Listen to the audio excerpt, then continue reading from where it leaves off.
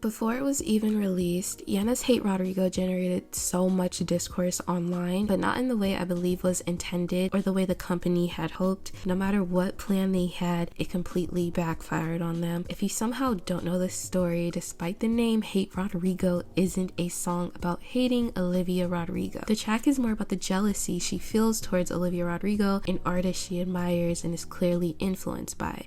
Outside of Olivia's name, they also used her pictures and aesthetic throughout the promotional material, music videos, teasers, concept photos. It was a lot. Even before the first teaser was released, Yena posted this picture on Instagram with stickers all over her face, kind of like the Sour album cover. A few days after the release, the music video was removed from YouTube.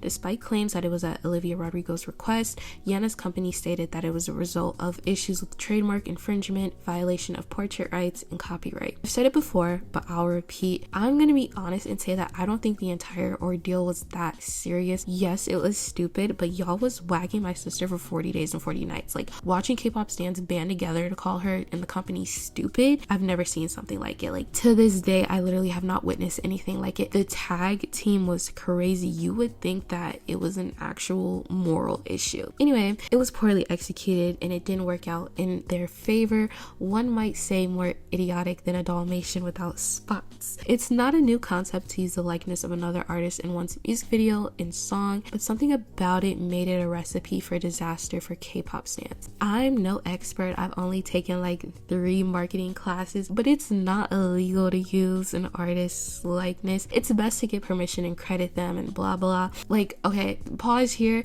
Like with Drake with the Halle Berry thing, song Slime You Out, and she has the picture from the Kids' Choice Awards, and that's disgusting. That's where it's like, oh, you don't respect me. But this is just like, girl, it's not that serious. Anyway, back to what I was saying. Like I said, it's best to not be slanderous and harmful to their image, or else it can result in legal consequences. And even if it doesn't, it's just like, be respectful, but like, it's not necessarily illegal. I get the word hate making it a thing among fans, but it clearly wasn't harmful and mean-spirited. So why she got the 2-piece the way she did, I guess we'll never know. Yena didn't do anything bad. The worst thing here was using the pictures without permission. In addition to this, at the time, Olivia only had 1 album out, very iconic, had much public and commercial success, cemented her status as one of the most important artists of the TikTok age. Cool. But she was and still is a relatively new artist. Like many pointed out, at this point in her career, there's no reason why Olivia should be the topic of anyone's music, like a Michael Jackson, or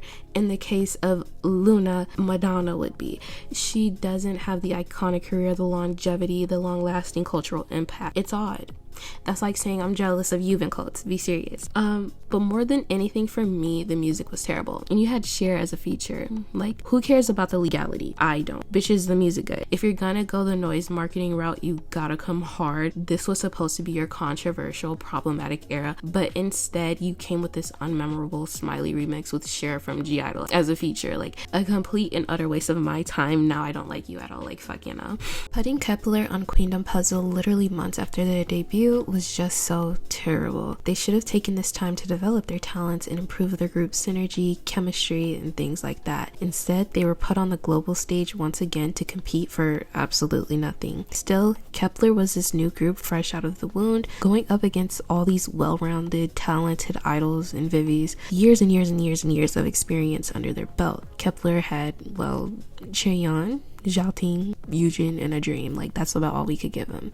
And it showed. It showed that they were inexperienced and unprepared. It showed that they couldn't compete and compare to the other groups on any level. Dance, singing, performance, there was always someone better. I do feel like it hurt their image a great deal as well. FNC is truly wasting everyone's time by sending these girls on every survival show ever. Like, all this time they spend doing nothing while 1 or 2 or 3 of them fail to debut in Mnet's new girl group every 3 months can be spent actually investing time and effort into the group. Imagine if FNC actually cared about their work and properly developed their artists, gave Cherry Bullet a comeback with their video game concept, cohesive album that played into today's drum and bass trend, a great music video, sent her time to Bora, and let her shout all over the place. Like, you might just crack 40k album sales, and guess what? You wouldn't have to send them to every survival show ever, and wouldn't let your company reek of incompetence. Here's what I don't get.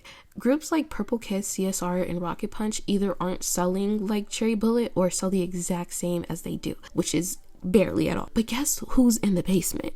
Guess who's not doing shit 365 days a year? Cherry Bullet. It's crazy. Something I just learned though is that Cherry Bullet aren't even under FNC.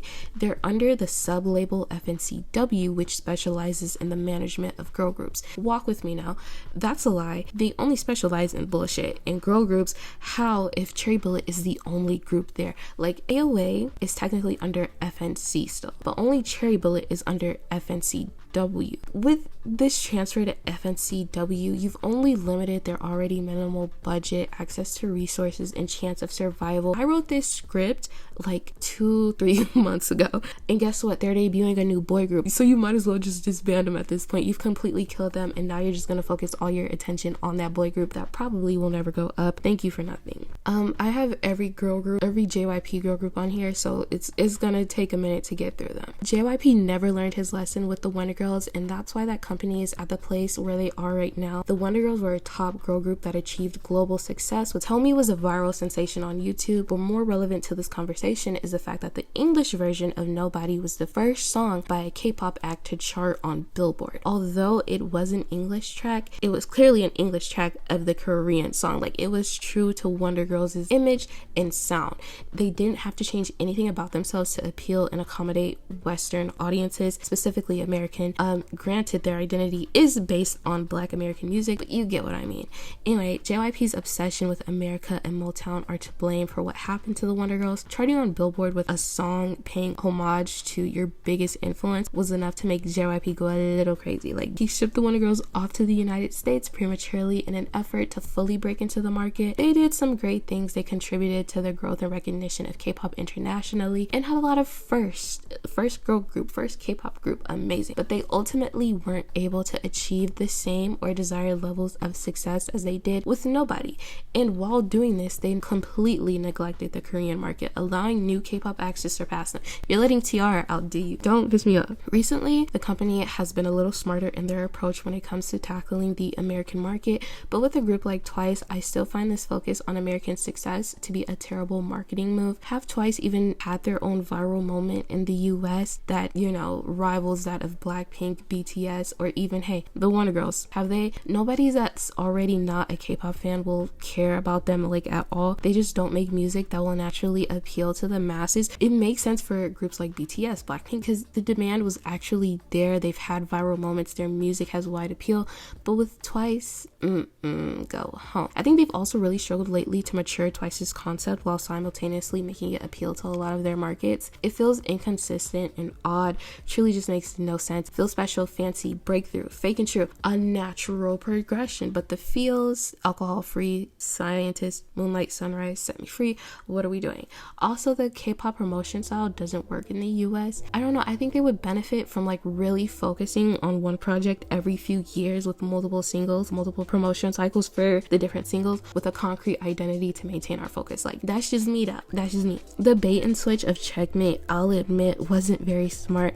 I think if their concept films and teasers were more deliberate in incorporating the youthfulness of Sneakers in the entire album, really, it wouldn't have been so shocking. Mind you, Sneakers was pretty successful domestically. One of their most popular, best performing tracks in recent years, they were out charting your faves. Top 10 on every single chart. But I think for international fans, especially who enjoy mature girl crush, elegant, royal concepts, they weren't really factored in to how we could promote this. Sneakers isn't girl crush enough to bridge that gap and appeal to Westerners like Dalla Dalla and Icy do.